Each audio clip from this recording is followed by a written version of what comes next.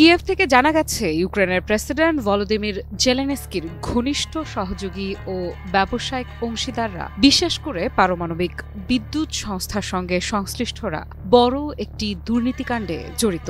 যুদ্ধকালীন সময়ে রাষ্ট্রায়ত্ত সংস্থার এমন দুর্নীতি কি দেশকে বিপদে ফেলার অন্যতম কারণ হতে পারে? এই কেলেঙ্কারি দেশকে জ্বালানি সংকটে ফেলে দিয়েছে এবং রাজনৈতিক অস্থিরতা সৃষ্টি করতে পারে।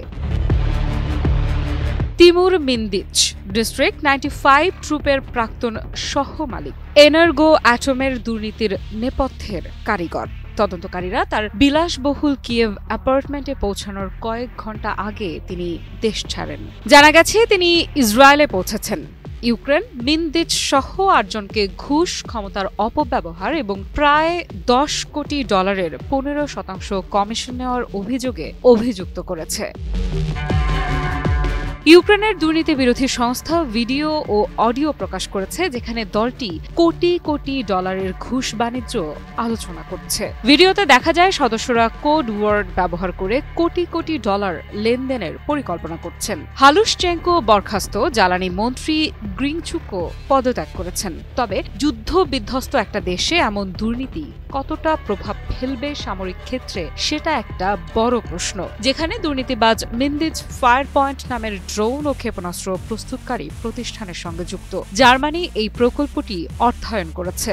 বিশেষজ্ঞরা বলছেন, এ ধরনের দুর্নীতি সামরিক সরঞ্জাম ক্রয়, বিদেশি সহায়তা এবং সেনাদের সরাসরি ক্ষতিগ্রস্ত করতে পারে। সামরিক সরঞ্জাম ও সহায়তার অপব্যবহার সরাসরি যুদ্ধক্ষেত্রে ঠিক কতটা প্রভাব ফেলে?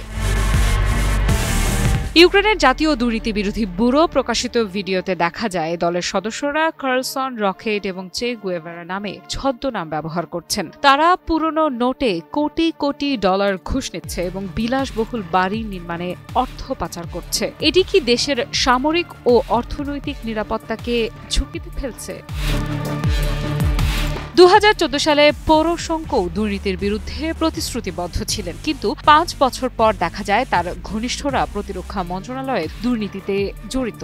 জনরোষের কারণে 2019 সালে জেলেনস্কি নির্বাচনে বিজয়ী হন। ইতিহাস কি পুনরাবৃত্তি করতে পারে যদি দুর্নীতির বিরুদ্ধে কার্যকর ব্যবস্থা না নেওয়া হয়? এই কেলেঙ্কারিটি শুধু রাজনৈতিক নয়, এটি সামরিক ও আন্তর্জাতিক সম্পর্ককেও প্রভাবিত করেছে। জার্মানির সহায়তায় নির্মিত ড্রোন প্রকল্পে দুর্নীতি প্রকাশ পেয়েছে, যা ভবিষ্যতের সামরিক সহায়তা এবং আঞ্চলিক নিরাপত্তা ঝুঁকিতে ফেলতে পারে।